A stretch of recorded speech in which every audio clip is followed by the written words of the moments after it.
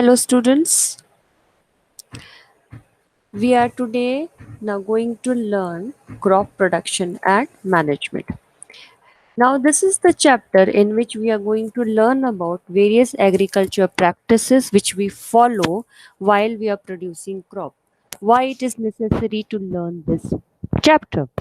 Why? Because we need to know how is our food produced, how is and where it is produced, what are the problems that is being faced when we are producing food, how do we manage to distribute it, how the farmers undertake various agriculture practices to make it come to us by facing so many difficulties. So when we are eating food, we should be able to know what are the problems that we are facing to produce it and how do we go about it. So let us start with the chapter. As we all know that we have two types of organisms, autotrophs and heterotrophs. Autotrophs are the ones who prepare their own food, and heterotrophs are the ones who consume autotrophs for their life. Now, when we were prehistoric, we used to live in jungles. The human beings, when used to live in jungles, he used to have gathering food or hunting food, right? Slowly and slowly, when human beings started settling on the water, in the banks of the water sources, and started developing civilization, then we thought that we should now, because we are now not roaming around in the jungle, so we have to take care of the family, so we have to grow our food. So there we have started around 10,000 years ago, the human beings started producing food. So producing food is known as crop production. Now there are, you can see on the screen that there are two definitions given: crop production and agriculture. There's a difference between them. Crop production means growing crop on a very large scale for commercial purposes. If you are growing any plant in your garden, in your kitchen garden, for example, you're growing tomatoes, you're growing ladyfinger, you're growing anything else, coriander, anything else in your kitchen garden, then it is not crop production. Crop production means growing same kind of a plant, one or two type of a plant on a very large scale, on a very big field for commercial purposes. And what is agriculture? Agriculture means when crop production is assisted with other activities also. For example, if a farmer is growing a crop, the crop is going to take its time. It is not going to grow in another day or another month. It is going to take time, because growing a crop is time consuming. It takes time. The plant takes time to grow. By that time, the farmer is idle. He's not going to sit idle and do nothing. For the livelihood, for gaining some money for the family, he is engaged in different activities. For example, some farmers, they keep cattle, some farmers, they do poultry, some do fisheries, some do beekeeping, and so on. Some do animal husbandry, some domesticate animals and for drought purposes. So there are many people for milk production also. So there are many farmers who do side by side, they do other activities also. So when they do different other assisted activities along with crop production, then combined, this is known as agriculture. So agriculture means crop production plus livelihood activities which are taken up by the farmer. Now agriculture, when we do, then agriculture needs to be done systematically, managing time, knowing all the know-how of the crop, how to grow, when to grow, how much fertilizer to be put, when to irrigate, and all that. And this need to be done systematically, stepwise. If we are doing agriculture stepwise, only then we are going to have a good yield, only then we are going to have good crop production. Otherwise, if we are mismanaging, if we are not following the steps properly, our yield, our crop will not grow properly. For example, if you are growing a plant in a pot in your garden or in your balcony, you have to see that first you are going to plow your soil, then you are going to put the seeds. Immediately, if the seeds germinate, immediately you will not harvest them. You will let them grow, you will protect them. Only once they are grown, only then you will take the fruits, only then you will take the whatever is the produce.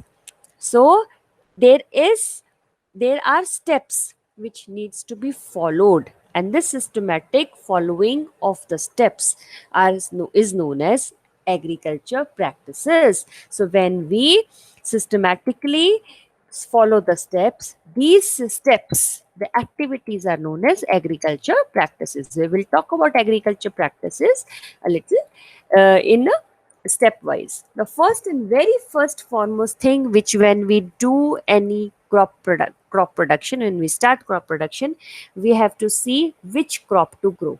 First of all, which crop and when to grow. This is very important because it is very important to know the climate, which climate suits our crop. So there are two types of crop, kharif and rabi crop. Kharif crops are grown in the season of summer, and when there is a monsoon, it is dependent upon western monsoon. For example, paddy, maize, these are all. What is paddy? Paddy means rice. So these all are the crops which are grown in the season of summer, and starting from June, late May, or early June. It starts from June and then it goes on till October. Right? We harvest it in October, and then the rabi crops are then grown in the month of October, not the October, after that, so in the month of November, and it goes on till the month of April. So they are not dependent on western monsoon. They are but the rabi crop needs colder months to grow. For example, wheat, mustard. So all these crops are rabi crops. You can see the difference here given here. Now, let us talk about other agriculture practices. So, we had talked about that very first important agriculture practice is to know what to grow and when to grow, right? Now, the other thing, the second step is going to be preparation of soil. We need to prepare our soil. Our soil preparation is very, very important because we need to see if our soil is okay to sow the crop, because our soil should have been soft. We should have a soft soil so that our roots penetrate easily. Our roots should not have any problem. If our soil is soft, then our seeds will be able to germinate properly. If our soil is soft, then we will be able to irrigate it properly. If our soil is soft, then the microorganisms will be able to grow properly, right? So we need to prepare our soil. The implement which is used to prepare a soil, or the preparation of the soil, is also known as plowing or tilling, and the implement which is used to prepare the soil is wooden or iron plow. First, let us see the picture. Can you see this picture? Okay, so you can see that a paddy field is being plowed here, and you can see the leveling being done here. Okay, now let us talk about plowing, how it helps. It helps in improving air circulation. It helps so that the roots can respire easily. Roots can penetrate deeper into the soil. This enables them to hold the plant firmly. It also helps in enhancing the water retaining capacity, because when there are enough air spaces, or the soil has become soft, so the air spaces becomes good enough, and the water is can penetrate easily, and water can be held back easily. And the plowing also helps to uproot the weeds growing in the field. Now, plowed field, when suppose our soil is solid, it is dry, and when we are plowing it, it has crumbs in it. So the crumbs needs to be broken down. Now these are to be broken down with the help of a wooden plank, which is known as leveler. Now see students, this is the picture of plowing. We can see that a tractor is plowing a field. Now see, this is the picture of leveling. The farmer is standing on a leveler and he's giving weight to the leveler so that the soil is being leveled properly and the soil is ready to sow the seeds.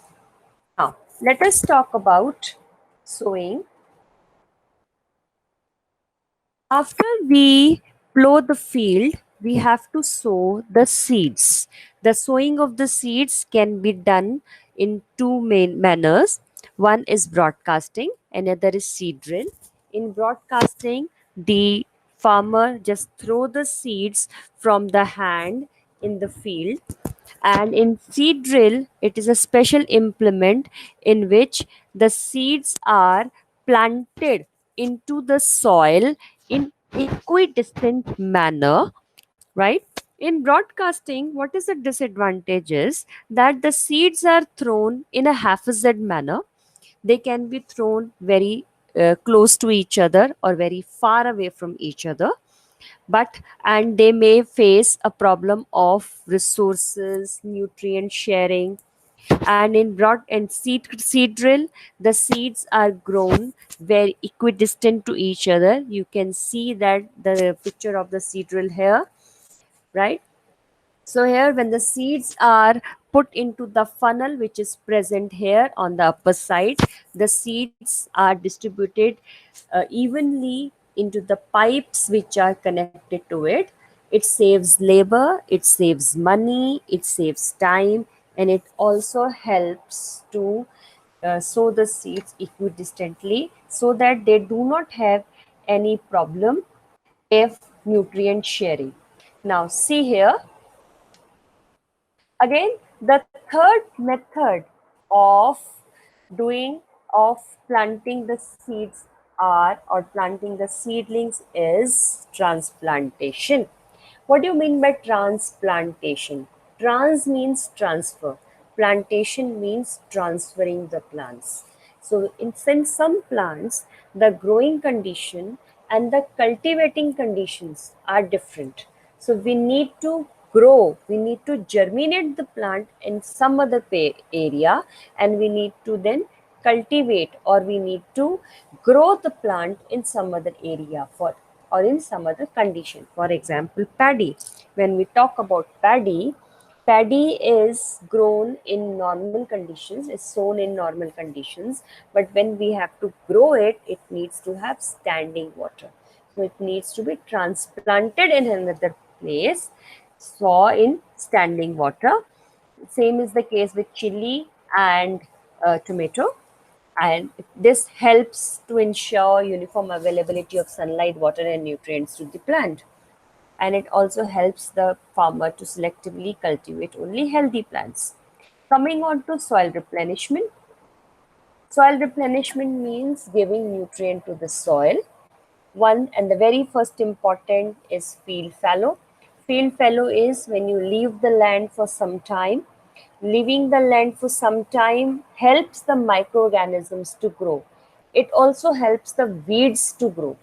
When the weeds are growing on the leftover land, and when we are preparing the land, we are tilling them, we will mix the weeds into the soil. This will help in giving green manure to the soil, right? So it helps again in giving nutrition to the soil. So field fallow helps the soil to regenerate. It helps the microorganisms to grow. It helps the fertility of the soil to get replenished. So after we cultivate or we harvest a plant, a crop, after some time, the farmer needs to leave the field for some time. This is known as field fallow. Coming on to crop rotation. Crop rotation means when rotation means in a cycle, coming again and again in a cycle. So crop rotation means when we are growing some crops one after the another alternatively. Here we what is in agriculture, crop rotation means growing of leguminous plant in alternative years. For example, when we are growing cereal crops, they take lots of nitrogen from the soil. So the soil now is deficient of nitrogen after we cultivate them. So when once the wheat or any other cereal crop is grown, next crop should be leguminous crop. Leguminous crop has root nodules which has rhizobium bacteria present in it. Rhizobium bacteria helps to take up the atmospheric nitrogen, changes into nitrate which is soluble in water because the plants and animals both cannot take atmospheric nitrogen directly. So these nitrates, when they are changed, the atmospheric nitrogen is fixed by the rhizobium bacteria. They change the nitrogen into nitrates, which is easily dissolvable by water, in water, and then it is absorbed by the plants. In plants, then these nitrates are changed into proteins, right? So in this course, in this process, the soil also get enriched with nitrogen. So after the leguminous plant, the farmer can grow cereal crop again. In this way, the farmer does not have to add more fertilizer into the soil. So again, the money wise also it is good for the farmer that he has to spend less money on nitrogen fertilizer. Coming on to manures and fertilizers. Manures are the naturally growing, or you can say the natural decomposed organic material which we put into the soil for replenishment of the soil. Whatever animal dung, vegetable waste we have in our house, it can be changed into manure. You must be remembering compost making. So this is compost which is made under the pressure inside the earth, and the microorganisms they work upon these peels or waste and they change it into manure. Best part is manures have all the nutrients present in them, right? And these nutrients, but they are found in small amounts. So all the nutrients are available to the plants. It is eco-friendly. It increases the humus content of the soil. So the water retaining capacity also increases. The soil gains the fertility. And when there is lots of humus in the soil, then the water does not run away. The topsoil is replenished. There is no soil erosion. And the water trickles down also to the water table, and it is eco-friendly. It helps the microorganisms to grow. Fine. Whereas if we talk about fertilizers, fertilizers are the chemical substances which are prepared in the factory. They are very, very specific, and they are salts basically of chemicals which are dissolved in water and given to the soil, supplied to the soil. They do not add to the any humus content. In fact, they can lead to the changing of the basic nature of the soil. It can lead to either changing to the basic or the acidic nature of the soil. Again, secondly, they are very, very specific. So that is why they can lead to the loss of fertility, because they can kill microorganisms. They do not help in water retaining capacity, and they are readily absorbed by the plants. But what happens is that after some time, because the soil is not having any fertility of itself, it becomes dependent on the fertilizers, and for because gets dependent on the fertilizer, slowly and slowly soil loses its fertility, and in a long run it becomes barren. Fertilizers, because they are not adding to any manure, so can lead to water pollution by losing the, because there is no humus content, the soil erosion will take place, the soil will go run off into the water resources, and it can lead to water pollution also. It is cheaper than manure, no doubt about it, but in the long run, it is not beneficial to the plant. Coming on to irrigation. So, what is irrigation? Irrigation is giving water to the plant at appropriate time when it is most required. For example, paddy needs constant irrigation, standing water irrigation for at least 3 to 4 months. Whereas wheat, if we talk about, then wheat takes water at the flowering season when it needs to flower, when it is already matured, then it needs water, right? Irrigation. So there are very traditional systems of irrigation. See, this is the sources of irrigation which we have been seeing it since our childhood. Wells, then this tube well, ponds, rivers, dams. These are the various sources of irrigation. You can see them. Then again, there are two types of irrigation methods: traditional methods and modern methods. So this is the traditional method, pulley system. Then this is again the chain method, chain pump method. Then Dhekli method, lever system method. And there are again two modern methods which are known as drip irrigation method and sprinkler method. Now see here, drip irrigation method, you can see small pipes running along with every plant. What happens here? The drip irrigation method is seen in the places where we do not have enough water, where we have scarcity of water. So these small micro diameter pipes are run along every plant. They have very small minute hole just at where the root is present. So the water is coming out of these hole 24/7, drop by drop, and it is provided to the plant every time, every second, and the water is not getting wasted also. Here, this method is sprinkler method. This is exactly opposite to the drip irrigation method, as you can see.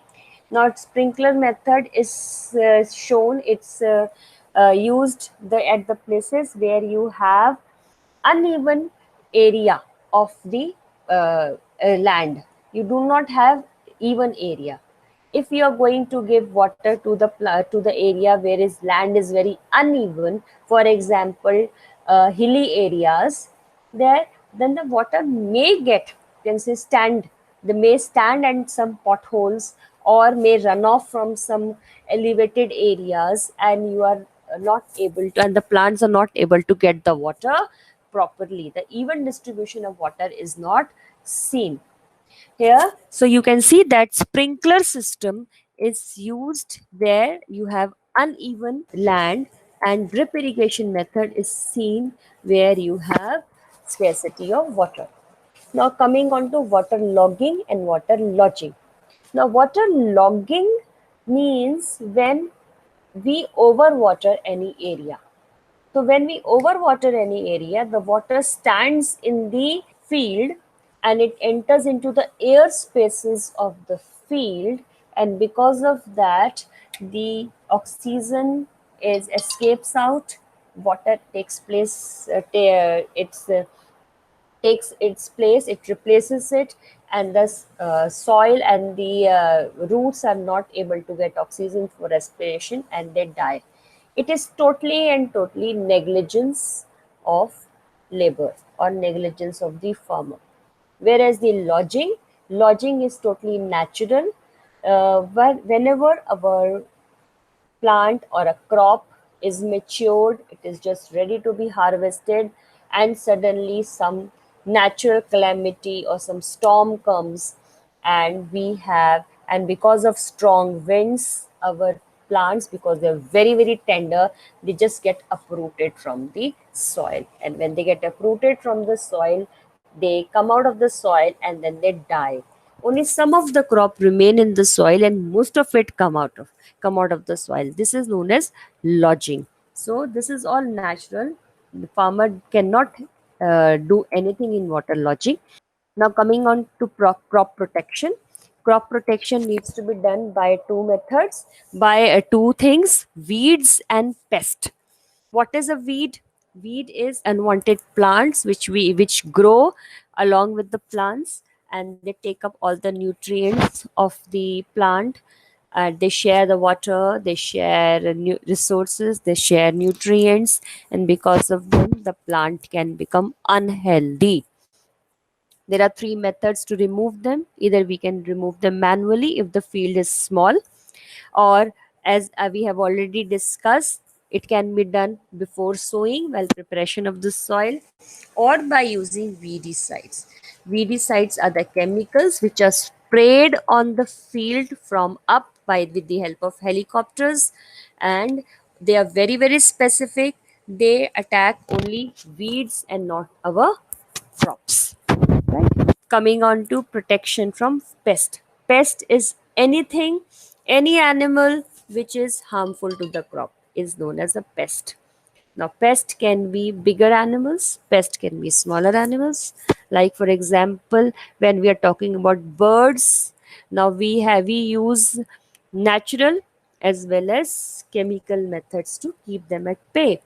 Now, when we are talking about birds, the natural method is generally a planting of a scarecrow. Or animals, for animals, the farmers used to sit at night with fire on, and with the fire and bonfire, you can say. They sit there so that the animals, because of the fire, they don't try to enter the field. Then the fencing is done, and then many a times there be drums also. In Assamese area, in northeastern area, many a times elephants run over inside the fields. So for them, they beat drums so that they scare them away. Then for rodents, many farmers they keep cats. For cats, many farmers keep dogs to keep them away.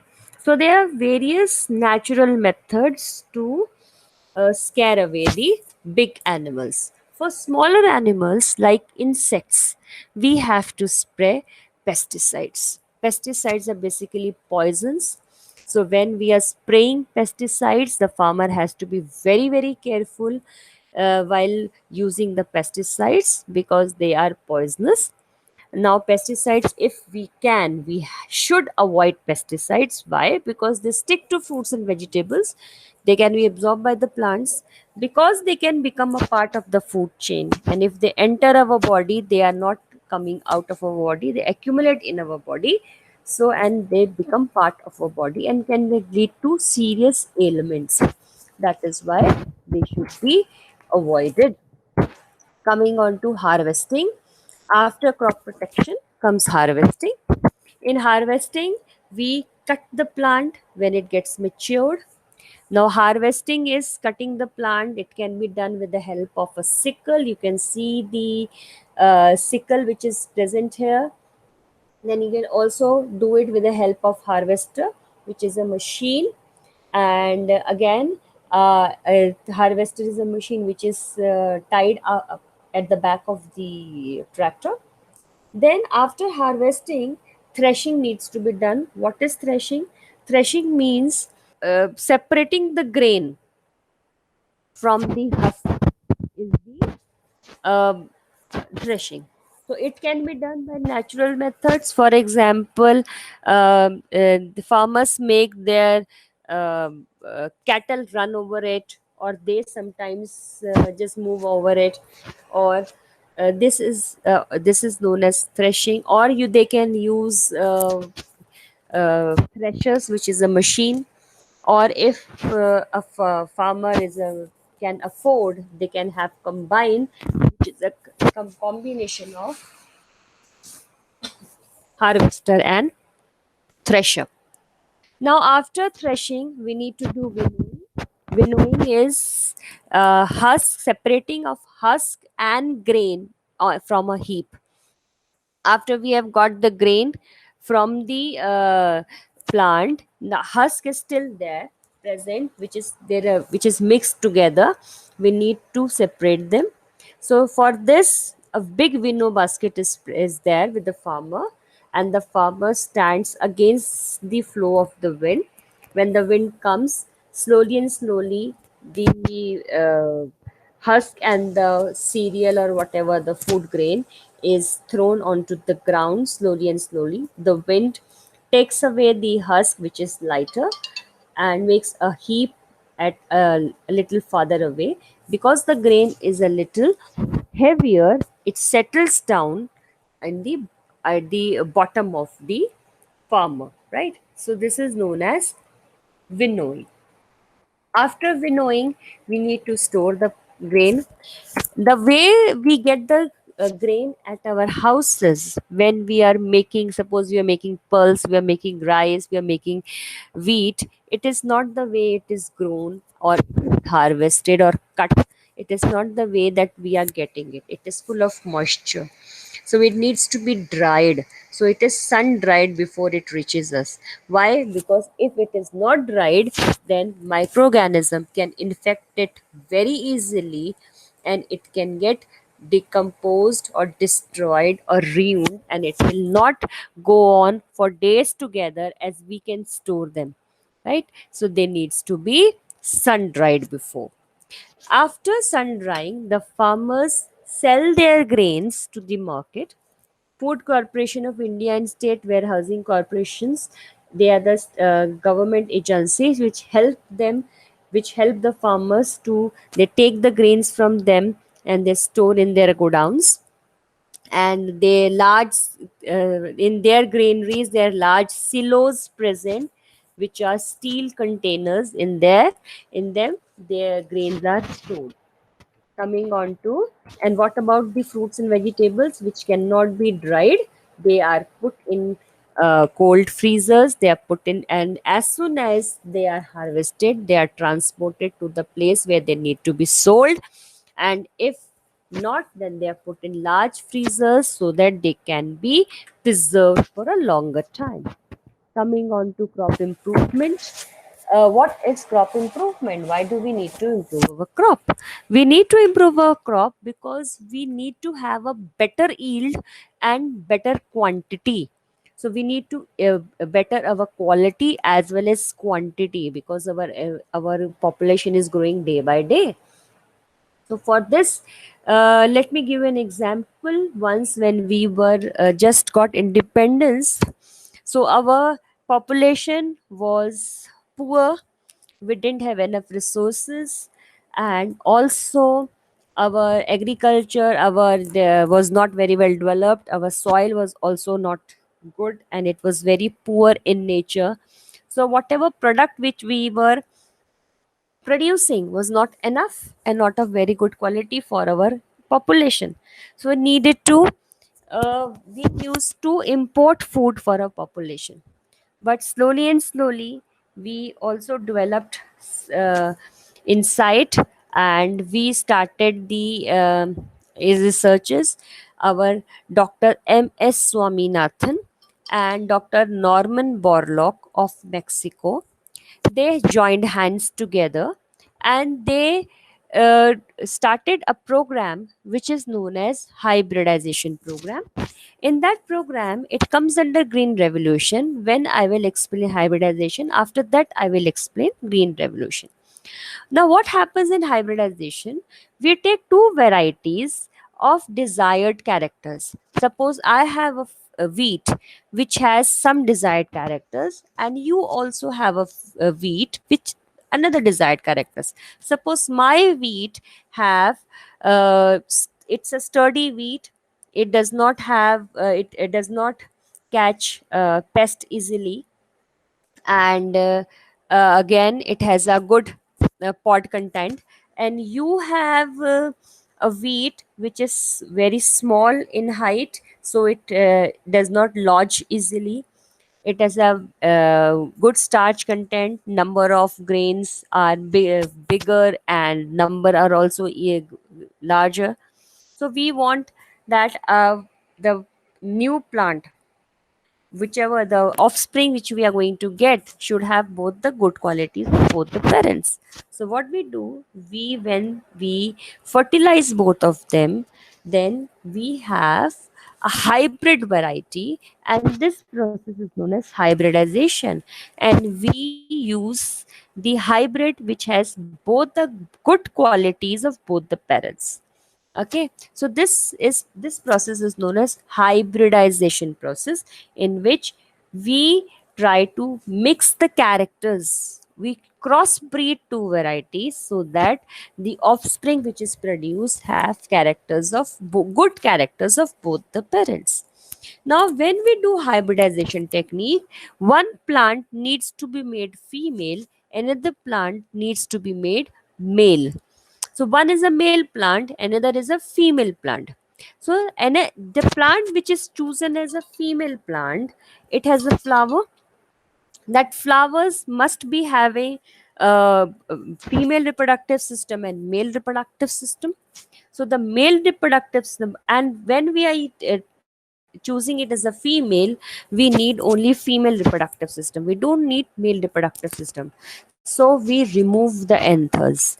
Why? Because we do not want that the flower should get self pollinate and produce a seed, produce an embryo which is not of our desired variety.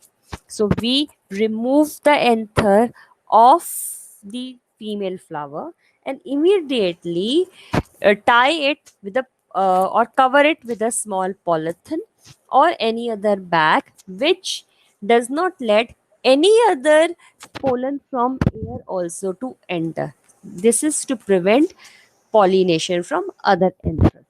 We dust pollen on the stigma of our male plant only, which we want, and then the seeds which are produced may be of our desired varieties. There are many seeds which are produced. We need to grow them and then see which plant has the quality which we want.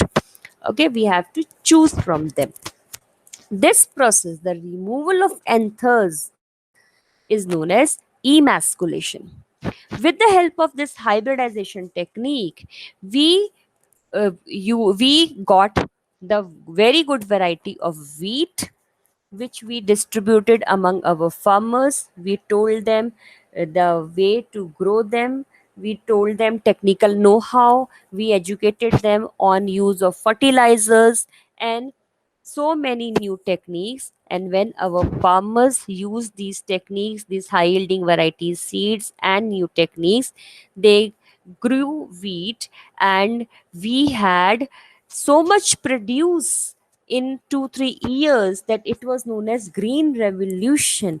Why? Because the wheat which we produced not only sufficed for our population, we could store for at least 3 to 4 years, and we could export also. We became self independent, and we became one of the largest producers of wheat in the world. So that is why this is known as green revolution. So after green revolution, this technique was tried. After wheat, is what tried for all the cereal crops and plants. Then it was tried on cattle, which is known as white revolution. Then it was tried on fishes, honeybees, and so on. So this is how we improved our agriculture. So students, I hope the chapter is clear to you, and you can go on again and again, refer to the topics in the chapter and solve your queries.